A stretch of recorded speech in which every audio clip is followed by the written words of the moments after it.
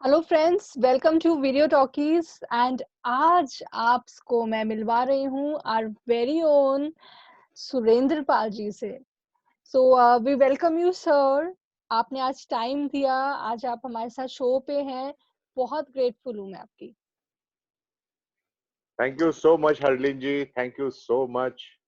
आज आपने मुझे अपने इस ऐप पर लिया और हमारे सभी दर्शकों से मेरी मुलाकात करा रही हैं और देहरादून के सभी निवासियों को आचार्य द्रोण का प्रणाम स्वीकार हो।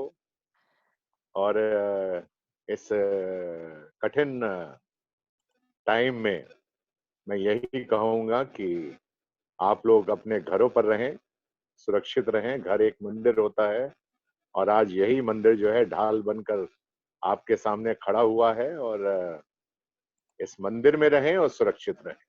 जी जरूर। ये जिंदगी नहीं मिलेगी दोबारा आप लोगों को, ये ध्यान रखिएगा।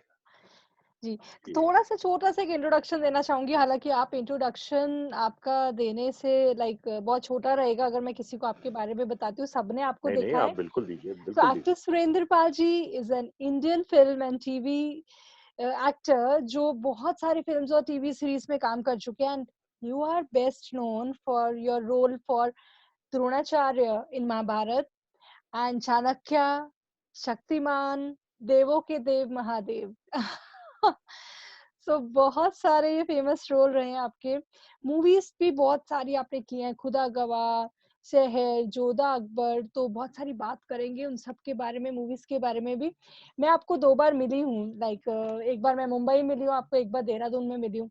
तो आपको देख के तो बिल्कुल ऐसा ही लगता है कि टीवी कैरेक्टर को ही देख रहे हैं। बिल्कुल वैसा ही चार्म, बिल्कुल वैसा ही पीस आपके फेस पे है। जैसे आप बात करते हैं बिल्कुल ठहराव से, स्लोली, आप बिल्कुल वैसे ही हैं जैसे आपको रोल मिले हैं। वो शक्तिमान का रोल नहीं, बट जो आपको टीवी सीरियल में, महाभारत में जो भी रोल्स मिले, आप बहुत बहुत काम और पीसफुल दिखते हैं। तो आप मुझे बताइए कि ये हल बचपन, ये एक्टिंग का कुछ आप, कह रही थी। हाँ जी, आप में बचपन से ही था या एकदम से आप इस फील्ड में आपने एंटर किया या इस इंडस्ट्री में आप आए? पहले तो मैं आपका पहली बात का जवाब दे दूं कि आपने कहा कि अभी तक आप में कोई बदलाव नहीं आया है। उसका कारण मैं अपने दर्शकों को भी बता दूं कि मैं जिंदगी में जब भी मुझे सक्सेस मिली या बहुत प्रसिद्धि मिली या मैं जब बहुत फेमस हुआ, तो मैं कभी भी आसमान में नहीं उड़ा। मैंने हमेशा अपना एक पैर जमीन पे रखा और मैं जमीन पे ही रहा। और यही कारण रहा कि मैं अपने दर्शकों से कभी दूर नहीं गया और मैं अपने लोगों से कभी दूर नहीं गया और हमेशा उनके दिलों में रहा। और यही कारण है कि अभी महाभारत से लेकर और अभी तक के समय में मैं एक दिन भी घर पे नहीं बैठा, हमेशा व्यस्त रहा, काम करता रहा। और 30-32 साल हो गए मुझे टेलीविजन में काम करते हुए। टेलीविजन कभी मेरे बिना नहीं रहा और मैं कभी टेलीविजन के बिना नहीं रहा। और हमेशा टेलीविजन में कोई ना कोई धारावाहिक मेरा चलता रहा। इन दिनों भी चल रहा है मेरी गुड़िया, और अभी तो बहुत सारे चल रहे हैं हाँ दूरदर्शन जी। या नेशनल टीवी के ऊपर। महाभारत में द्रोणाचार्य, देवों का देव महादेव में प्रजापति दक्ष, जो स्टार प्लस पर आ रहा है 9:30 बजे। और शक्तिमान, जिसमें मैं या किल्विश बना हूँ, जो बच्चों को बहुत पॉपुलर था। बच्चों को बहुत अच्छा लगता हरलीन है। जब बहुत छोटी रही होगी तब इसने शक्तिमान देखा होगा, या बिल्कुल। चाणक्य चलता है शाम के 5 बजे नेशनल नेटवर्क पर। और बहुत सारे धारावाहिक इन दिनों चल रहे हैं मेरे। और मुझे एक बात की बड़ी खुशी भी है कि हमारे जो नए दर्शक जो थे 30 साल पहले, जिन लोगों को महाभारत की याद भी नहीं है, या वो अपनी देख पा रहे संस्कृति और हैं। अपनी सभ्यता के बारे में लोग भूल चुके हैं, उनको एक बार फिर से ये महाभारत देखने को मिल रहा है। और ये वो धारावाहिक है जिसने हिंदुस्तान में इतिहास लिखा। जी जिसके जरूर। चलने पर सारी सड़कें खाली हो जाया करती थी। वो इतिहास एक बार से फिर दर्शकों को देखने को मिल रहा है और इस बात की मुझे बहुत खुशी है। दूसरा सवाल आपने पूछा कि आप इस लाइन में जब आए थे तो क्या आप पहले से चाहते थे? ऐसा कुछ नहीं था। मैं बहुत छोटे से शहर में रहता था। इटावा करके एक जगह है, कानपुर आगरा के बीच में, यूपी ओके। में। उसमें ही पढ़ाई करता था और वहीं रहता था। बहुत छोटा शहर था। और जब मैं कॉलेज में अपने स्कूल में जब जाता था, जब स्कूल में जाता था, तो मुझे अच्छे कपड़े पहनने का बड़ा शौक था। तो मुझे सारे मेरे दोस्त मुझे कहा करते थे, "ओ, देखो हीरो आ गया, हीरो आ गया, हीरो आ गया।" इस तरह करके मुझे वो बहुत छेड़ते थे। तो उनका तो छेड़ना हुआ था, लेकिन मेरी मेरी यात्रा बम्बई तक हो गई थी इसी चक्कर में। इसी गलतफ़हमी में मैं बम्बई पहुँच गया था। मुझे ये नहीं मालूम था कि फ़िल्में प्रोड्यूसर बनाता है या डायरेक्टर बनाता है, मुझे इतना भी नहीं पता था। यहाँ आके मैंने अपना स्ट्रगल किया, अपनी जगह बनाने की पूरी कोशिश की, कुछ दिनों थिएटर भी किया और उसी दौरान मेरी मुलाकात सुभाष घई साहब से हुई थी और उन्होंने मुझे पहली फ़िल्म दी थी क्रोधी, जो ओके। जो धर्मेंद्र और ज़ीनत अमान और बहुत बड़ी-बड़ी कलाकारों के साथ हाँ थी जी। और उसमें एक विक्टर इंजीनियर का रोल मुझे मिला था। तो बहुत बड़ी फ़िल्म थी और उसमें काम करने का मुझे सौभाग्य मिला। पहली बार धर्म जी के साथ काम करने का मौका मिला मुझे और वहाँ से मेरी जीवन की यात्रा शुरू होती है। और उसके बाद फिर मैंने शमा फ़िल्म की शबाना आज़मी के साथ as a hero but negative hero okay. और उसे कादर खान साहब ने बनाया और उसके बाद मुझे 1988 में महाभारत मिल गई जो टेलीविज़न था। या और टेलीविज़न में भी जो रोल मिला वो मुझे एक बुड्ढे आदमी का मिला और उन दिनों मैं एज़ ए हीरो बन के आना चाहता था। मेरी इच्छा थी कि लोग मुझे बतौर हीरो देखें और हुँ। मेरी एक फैन फॉलोइंग बने उससे एज़ ए हाँ जी। हीरो। लेकिन जो ईश्वर में जो लिखा हुआ है, जो भाग्य में लिखा वो है, डेस्टिनी को उसके लिखे मंज़ूर। को कोई टाल नहीं सकता है। और वो पहला रोल जो बहुत पॉपुलर हुआ मेरा जीवन में और वो हुआ एक बुड्ढे का रोल और उस बुड्ढे का नाम था द्रोणाचार्य। या लेकिन मैंने जब ये रोल मुझे बी आर चोपड़ा साहब ने दिया था, रूफी पेंटल साहब हमारे बहुत अच्छे वो थे कास्टिंग डायरेक्टर थे और उन्होंने ही मुझे बुलाया था और कहा था कि एक एक ही रोल बचा है महाभारत जी, में। शकुनी मामा, बाकी उनसे भी मैं मिली हूँ। हाँ, बाकी सबकी हाँ जी। कास्टिंग हो चुकी है। तो मैंने कहा वो रोल कौन-सा है? बोले द्रोणाचार्य। मैंने बोला मैं ये रोल नहीं कर बुड्ढे का रोल मैं नहीं और मैं उनको ये कह के ऑफ़िस से बाहर चला गया था लेकिन बी आर चोपड़ा साहब का मुझे कॉल आया और उन्होंने कहा कि आपको वापस बुलाया है बी आर चोपड़ा साहब ने। और जैसा कि आप जानते हैं सभी लोग कि बी आर चोपड़ा, यश चोपड़ा, रमेश सिप्पी जैसे बड़े-बड़े प्रोड्यूसर, डायरेक्टर्स बहुत कम लोगों को बुलाते हैं और इतना बड़ा सम्मान एक न्यू कमर को देना मेरे लिए एक बहुत सौभाग्य की बात थी और मैं उनके पास गया और उन्होंने मुझे कहा कि तुम तो मुझे द्रोणाचार्य लग रहे हो। और उन्होंने मेरा कोई स्क्रीन टेस्ट नहीं लिखा था। I was the only one in Mahabharat जिसका कोई स्क्रीन टेस्ट नहीं हुआ। ओके। उन्होंने बोला देखो ये तो he looks like a Dronacharya इसकी आँखें तो बिल्कुल टाइगर की तरह हैं और या इसकी चाल-वाल योर और देखो कितना हाइट, खूबसूरत योर आदमी है। फिज़ीक। तो मैंने मैंने बड़े चोपड़ा साहब से ये भी पूछा, मैंने कहा आप ये बताइए, मैं तो हीरो बनने आया था, आपने मुझे बुड्ढे आदमी का रोल क्यों दे दिया? तो उन्होंने कहा कि भई देखो ऐसा है कि द्रोणाचार्य कोई बुड्ढा आदमी नहीं था। वो आर्मी का जनरल था और वो कौरव पांडवों को अपने थप्पड़ मार के बैठा देने वाला आदमी था। वो यदि महाभारत अपनी पूरी श्रद्धा से लड़ता, तो शायद वो एक दिन में पूरी सेना को खत्म कर सकता था। इतना ताकतवर आदमी था। वो जी। बुड्ढा आदमी नहीं था, इसलिए उसे बुड्ढा मत कहना। मैंने उस चीज़ को उनको पुड़िया बाँध ली और मैंने अपनी पूरी यथाशक्ति से उस रोल को करने की कोशिश की और बाकी उसका रिज़ल्ट तो दर्शकों के द्वारा मिल ही गया है। हाँ जी। जो महाभारत शुरू हुई थी, हरलीन जी मैं इतना बता देना चाहता हूँ आपको और अपने दर्शकों को भी, कि हमने कभी भी नहीं सोचा था कि महाभारत नाम का ये धारावाहिक इतना देश में पॉपुलर होगा और इसके एक-एक कैरेक्टर को लोग याद रखेंगे। सब याद रखेंगे या हाँ, लेकिन वो उसके बाद जब बन के तैयार हुआ सीरियल और हमने तो ये सोच लिया था कि हमारे अ, दिन ज़रा अच्छे चल नहीं रहे हैं कमर्शियली और धन की कमी हो रही है या चलो इस धारावाहिक को कर लूँगा तो थोड़ा बहुत पैसा मिलेगा, जिससे मैं अपनी गुज़र-बसर कर लूँगा।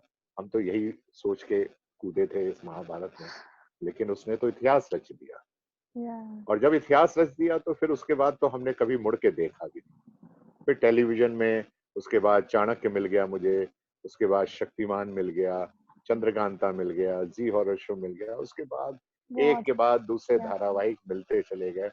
और एक टाइम ये हो गया था कि एक टाइम पे मेरे 12-12 शोज टेलीविजन के ऊपर चला करते थे। मैं एक-एक 2-2 घंटे सेट के ऊपर जाता था। ऐसा नहीं था कि मैं बहुत ज़्यादा काम करना चाहता था या बहुत ज़्यादा पैसा कमाना चाहता था, ऐसा कुछ भी नहीं था। मैं काम कम करना चाहता था, लेकिन क्वालिटी वर्क करना क्वालिटी चाहता था, वर्क।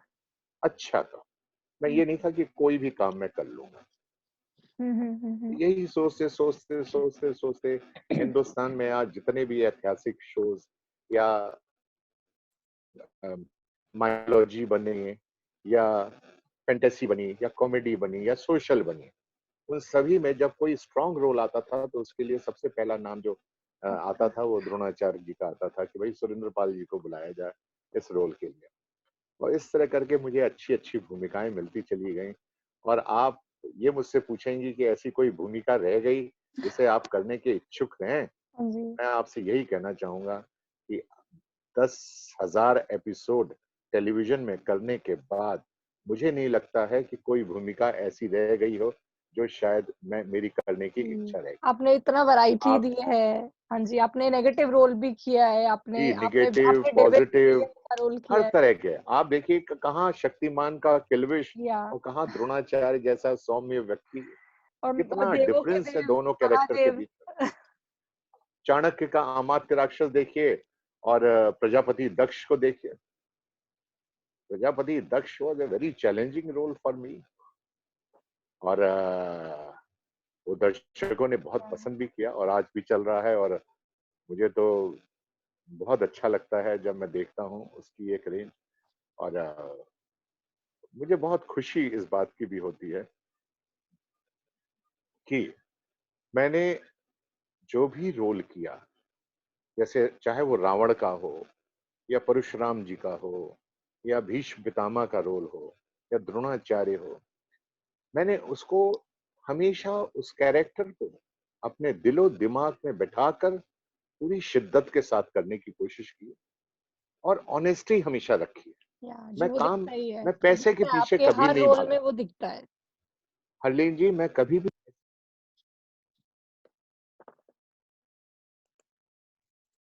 मैं हमेशा अ, काम के पीछे, अच्छे वर्क के पीछे भागा।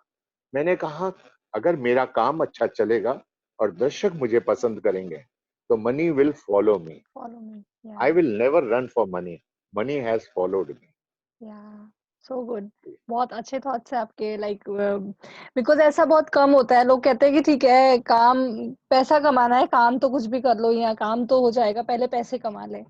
और ये जी, सोच आजकल आपकी। की जनरेशन में मैं या आजकल की जनरेशन में मैं यही देखता हूँ कि न जब नए लड़के-लड़कियाँ आते हैं, तो वो ये कहते हैं कि हमें पैसा कितना दे रहे हो? हमें हुँ, एपिसोड वाइज़ क्या पैसा मिल रहा है? I am more interested in money than to anything. And I when we came जब हम आए थे, तब हम ये कहा करते थे, नहीं, हमें रोल क्या मिल रहा रोल है दैट इज़ दिखता मोर है। इम्पोर्टेंट। या money is not important, money will follow मी। मुझे पूरा विश्वास था कि मनी मेरे पीछे-पीछे दौड़ेगी। और आज भी मैं भागता नहीं हूँ पैसे के पीछे, बिल्कुल नहीं भागता हूँ। मैं सच जो बिल्कुल उस टाइम के ऑनेस्ट एक्टर्स कन्फेशन थे, करता हूँ। उनमें यही क्वालिटी थी कि वो पहले रोल देखते थे, स्टोरी देखते थे, या ये देखते थे कि हम उस रोल में कैसे फिट होंगे। जी, और बिल्कुल। यही बहुत लाइक बोलते हैं जिसको, क्लियर दिल से आप रोल्स करते थे, तो वो दिखता है। वो शो आज भी रिपीट हो रहे हैं सिर्फ इसी वजह से कि आज दोबारा से वो दिखाए जा रहे हैं। बिकॉज़ उनमें वो बात है जो मेबी आज के वो सीरियल्स में वो बात नहीं है। जो उस वक़्त बने थे, जो उस वक़्त रियलिटी की तरह वो दिखाए जाते थे। चाहे उस वक़्त और शूटिंग में अभी में बहुत फ़र्क रहा होगा ना, लाइक उस वक़्त इतनी टेक्नोलॉजी नहीं थी, AC AC I think AC पूरा थिएटर्स नहीं रहते होंगे जहाँ आप शूट कर रहे हैं, या क्रोमा नहीं रहा होगा, तो थोड़ा-सा टफ रहता होगा तब शूट करना अब से। बिल्कुल सही कहा।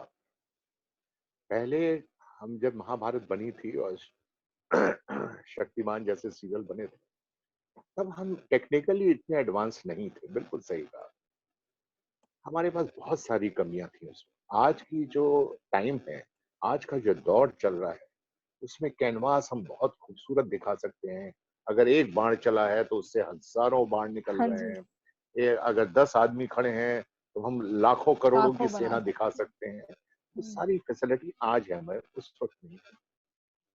तो पहले लोग जो थे, महाभारत और रामायण को बहुत अधिक पसंद करने का कारण लोगों का यही था, मुझे लगता है, मुझे ऐसा लगता है, कि मेरा मानना है कि लोगों ने उस शो को बहुत दिल से देखा जी, और उसे अपने दिमाग में बिठा लिया। और जो चीज़ दिल और दिमाग दोनों चीज़ की मंज़ूरी हो जाए, तो वो चीज़ आपको अच्छी लगेगी, फेवरेट लगेगी। बन और जाती है। यही कारण है कि दर्शकों ने रामायण और महाभारत जैसे धारावाहिक को बड़े मन से और बड़े दिल से देखा था और वो उनके दिलों में जाके ये धारावाहिक जाकर बैठ गया और दोनों ही धारावाहिकों ने इतिहास अपनी-अपनी जगह पे जाकर इतिहास लिखा।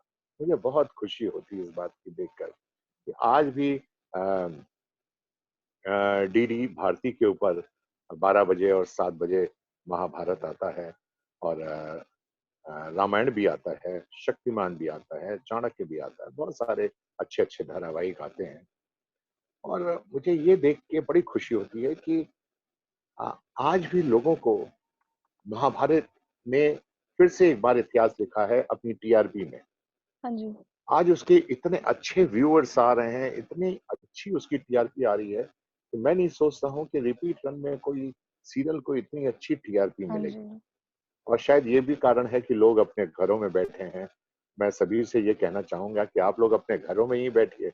हाँ बहुत जी, अच्छे-अच्छे धारावाहिक आ रहे हैं, बहुत अच्छे-अच्छे प्रोग्राम्स आ रहे हैं और महाभारत को बैठ के एन्जॉय करिए। अपने परिवार के साथ, अपने माँ-बाप के साथ, अपने बच्चों के साथ और हमारे बच्चों को ये भी बताइए कि हमारी कितनी अच्छी संस्कृति है, हमारा हाँ जी। कितना अच्छा समाज था और उसमें वो सारी चीज़ें दिखाई गई हैं कि हमें जीवन में क्या करना चाहिए और क्या नहीं करना चाहिए। तो मेरे को आपसे मिलने के बाद भी या बात करके भी ऐसा लगता है कि आप में बहुत सारे टैलेंट हैं। एक्टिंग के अलावा और क्या पसंद है और क्या करते हैं लाइक? अ, मैं थोड़ा-सा हेल्थ फ्रीक भी हूँ, थोड़ा-सा अपनी हेल्थ का बड़ा ध्यान रखता हूँ और यही कारण है कि शायद आज इस 30 साल के पीरियड में जब मैं बुढ़ापे की तरफ अग्रसर हूँ, तो लोग कहते हैं कि अभी आप में बुढ़ापा नहीं आया है और मैं जी, ये कहता हूँ कि नहीं, अब मैं बुढ़ापा आ गया है, अब मुझे दूसरे लोगों के लिए भी जगह खाली करनी चाहिए। दूसरे भी कलाकार वेट कर रहे हैं हुँ, हुँ। आने के लिए और वो भी काम करना चाहते हैं और अब तो मेरे बच्चे भी बड़े हो गए हैं। मेरा बड़ा बेटा हाँ शिवम जी, है, हाँ जी, जो फ़िल्मों में बतौर हीरो आएगा, वो भी बिल्कुल तैयार हो रहा है। वो भी ओके, अपनी ट्रेनिंग कर रहा है। मेरी बिटिया है शिवांगी सिंह, वो फ़िटनेस में है, वो बहुत ज़्यादा अपना एक्टिव रहती है। ओके, मेरा छोटा बेटा है शुभम, वो दिल्ली में पढ़ रहा है, ग्रेजुएशन कर रहा है और उसके बाद वो भी एनएसडी या फ़िल्म इंस्टीट्यूट पुणे में जाएगा। मैं सभी बच्चों से भी ये कहना चाहूँगा कि जब भी आप अपनी किस्मत आज़माने के लिए फ़िल्म इंडस्ट्री में आएँ, तो कोई ना कोई ट्रेनिंग लेके ज़रूर आएँ और कोई जी ना कोई ज़रूर। आप अपने काम को चाहे वो एनएसडी हो या थिएटर हो या फ़िल्म इंस्टीट्यूट पुणे हो, वहाँ से ट्रेनिंग लेके ज़रूर आएँ क्योंकि ये इंडस्ट्री एक ऐसी है जो fittest are going to survive in this line. या फिटेस्ट की यहाँ पे बहुत ज़रूरत पड़ती है और इसलिए आप लोग जो हैं, किसी का सहारा ना लें और अपने पाँव पर खड़े हों, खुद अपने पाँव पर खड़े हों। हाँ, किसी का रेफरेंस नहीं चलता है। अब आजकल तो टेलीविज़न में ऐसा हो गया है कि पहले हमें या ऑडिशन देना पड़ता है और उसके बाद वो ऑडिशन फिर चैनल पे जाता है। चैनल वाले जो फिर वहाँ पे जो हमारे चैनल पे जो पर्सन होता है, वो उसको अप्रूव करता है। अप्रूवल के बाद फिर जो है वहाँ पर आता है प्रोडक्शन में और हुँ, उसके हुँ। बाद प्रोड्यूसर हमको कॉल करता है। ये सिस्टम चल रहा है और कहते हैं कि जैसा देश वैसा भेष। अगर यही सिस्टम चल रहा है तो हम कहते हैं ठीक है, या नो प्रॉब्लम। हम अपना ऑडिशन भी दे देंगे ऑडिशन और अच्छा लगता है। हर बार हमको अग्नि परीक्षा देनी पड़ती है टेलीविज़न में, तो कोई बात नहीं। हमारे भगवान ने भी हमारी माता सीता ने भी अग्नि परीक्षा दी थी और हमारे भगवान श्री राम ने भी 14 वर्ष का वनवास काटा था। महाभारत में भी हमारे पांडवों ने 12 वर्ष का वनवास और इन दोनों आपने शायद टेलीविज़न में देखा ही होगा 12 वर्ष का वनवास और 1 वर्ष का अज्ञातवास या उन्होंने भी काटा था। और हमें भी अगर 42 दिन का संयम रखने के लिए हमारी भारत सरकार हमसे कहती है और हमारे प्रधानमंत्री श्री नरेंद्र मोदी जी भी कहते हैं, तो या हम लोग भी 42 डेज का बनवास काट लेंगे, जी कोई फर्क ज़रूर, नहीं पड़ता है। जी ज़रूर। हम लोग बहुत सुखी हैं और कोई जरूरत नहीं है, हमें भी कोई कई तरह के पकवान नहीं मिलते हैं, हम भी कई बार दाल रोटी खा के सो जाते हैं, ऐसा कुछ नहीं है, कोई गिला शिकवा नहीं है, क्योंकि जी, राष्ट्र हित में और देश के हित में जो भी काम होगा उसके लिए हम हर सुख और दुख सहने के काबिल हैं। और हम अपने दोस्तों, अपने आपके द्वारा अपने सभी श्रोताओं को भी, दर्शकों को भी कहना चाहेंगे, कोई बात नहीं, हम देश के साथ हैं, देश के हित में हैं, जो भी इंसान राष्ट्र हित की बात करेगा हम उसके साथ हैं। जी ज़रूर, बहुत बढ़िया। बिकॉज़ यही ज़रूरत है इस वक़्त, एकता की, एक साथ मिलके समझने की कि क्या सिचुएशन है इस वक़्त, और सिचुएशन के साथ ही जो चलता है वही समझदार कहलाता है।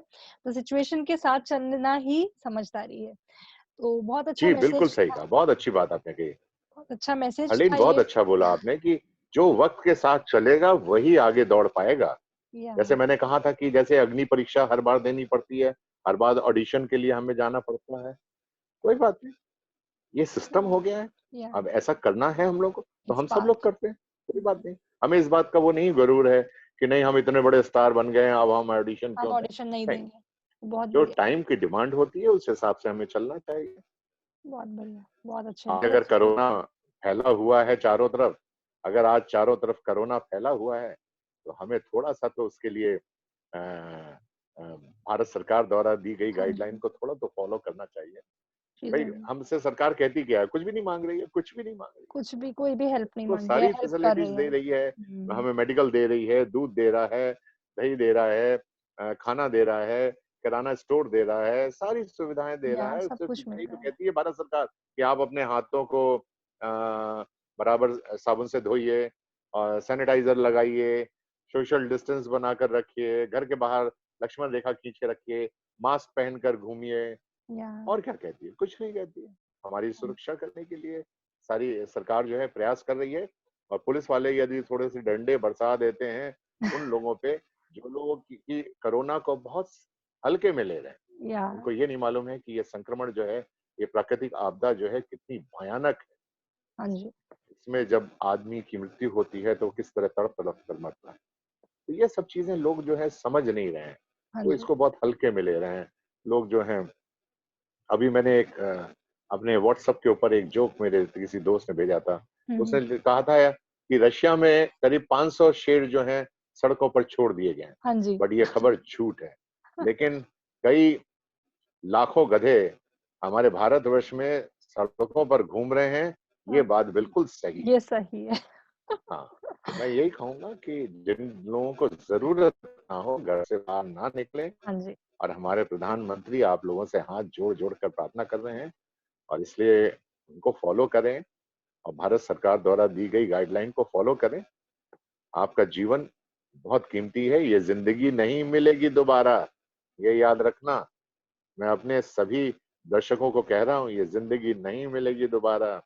इसलिए यदि महाभारत, रामायण जैसे धारावाहिक दोबारा देखना है, तो आप इस गाइडलाइन को फॉलो करें फ़ॉलो कीजिए।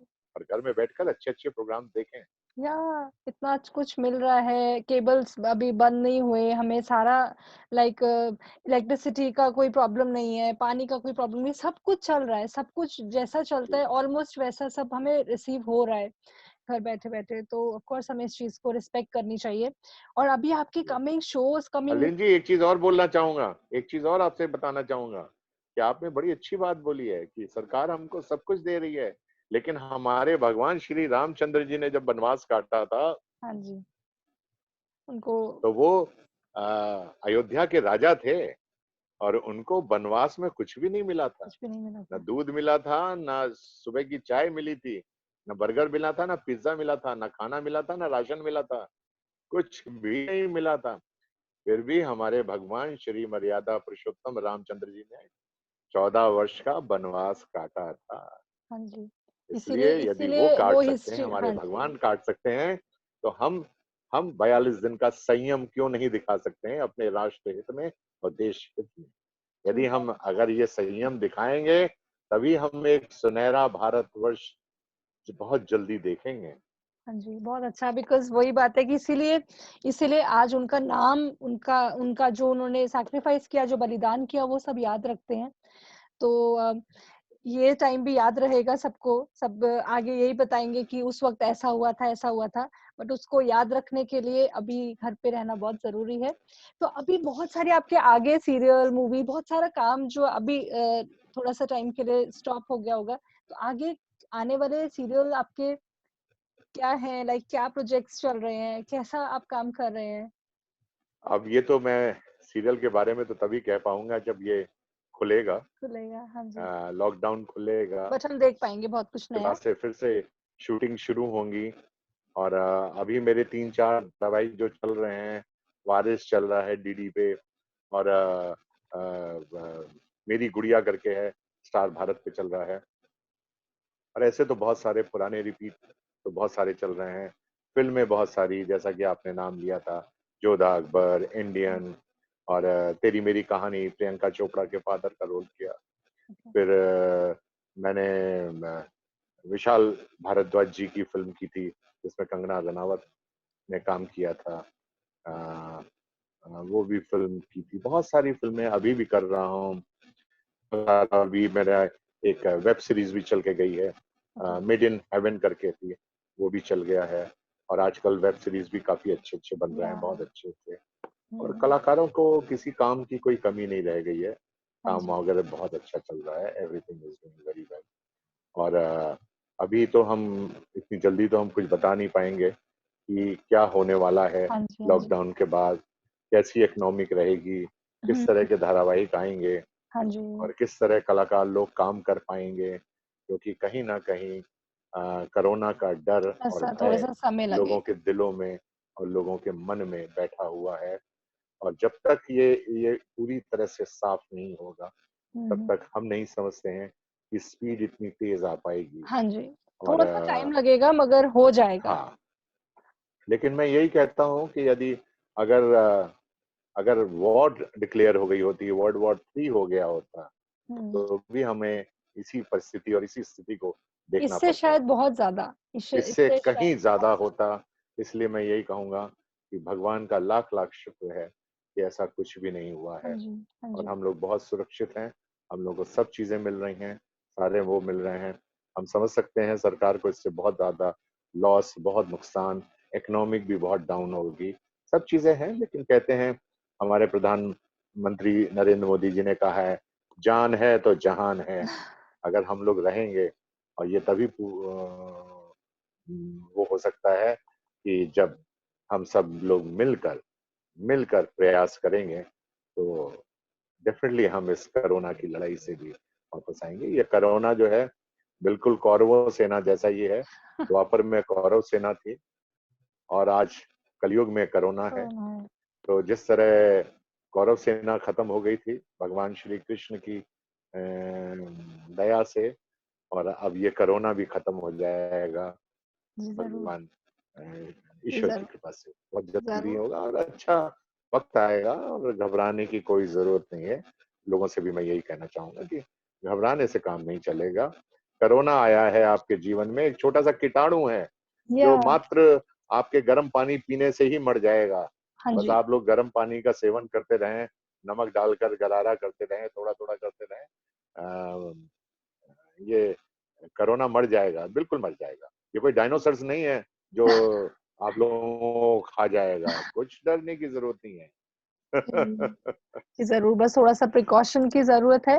तो बहुत अच्छा लगा जी, आपसे बात करके और बहुत जल्दी आपको थैंक यू हर्लीन। दोबारा देहरादून में मिलेंगे, दोबारा आप देहरादून में आपको बुलाएँगे और आपने देहरादून विज़िट किया था। आई थिंक आपको अच्छा लगा होगा देहरादून आके एनवायरनमेंट, वहाँ से मुंबई से आके बिल्कुल डिफरेंट ये और उत्तराखंड बहुत प्यारी जगह है, बहुत अच्छी जगह है, और देहरादून तो वैसे भी मेरा बहुत फ़ेवरेट स्पॉट रहा है। हाँ जी, और मेरी बहन वहीं 21 ईसी रोड पर रहती हैं, मेरी ओके, सगी बहन रहती है वहाँ पर।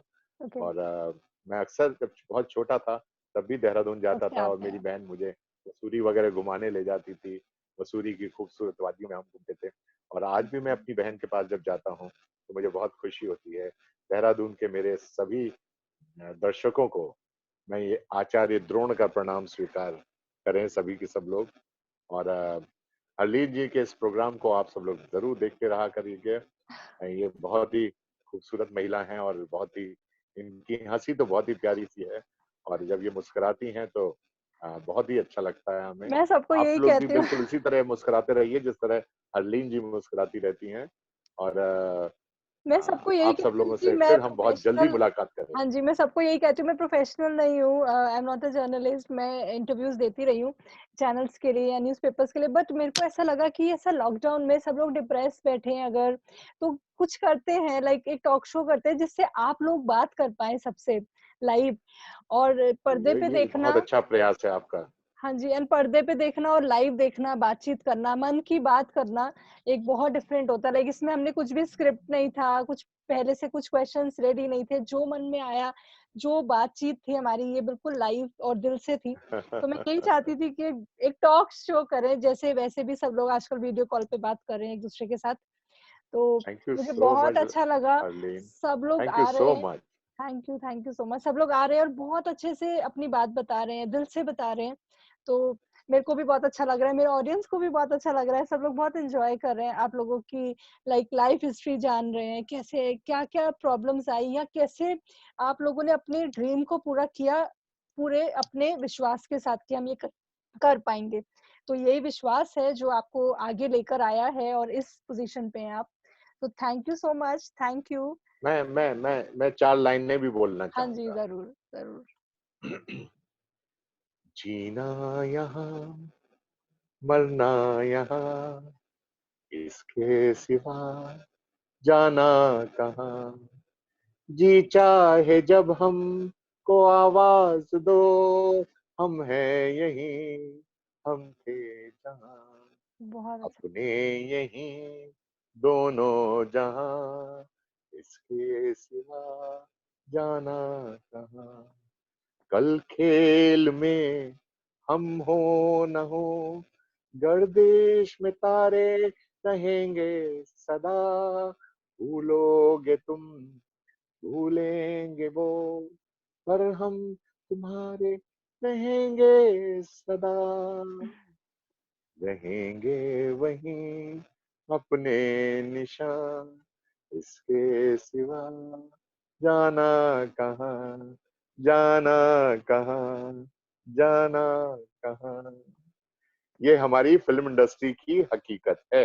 जी, ज़रूर। बहुत अच्छा लगा आपकी आवाज़ सुन के, आपसे आपने जो ये 4 लाइनें बोली।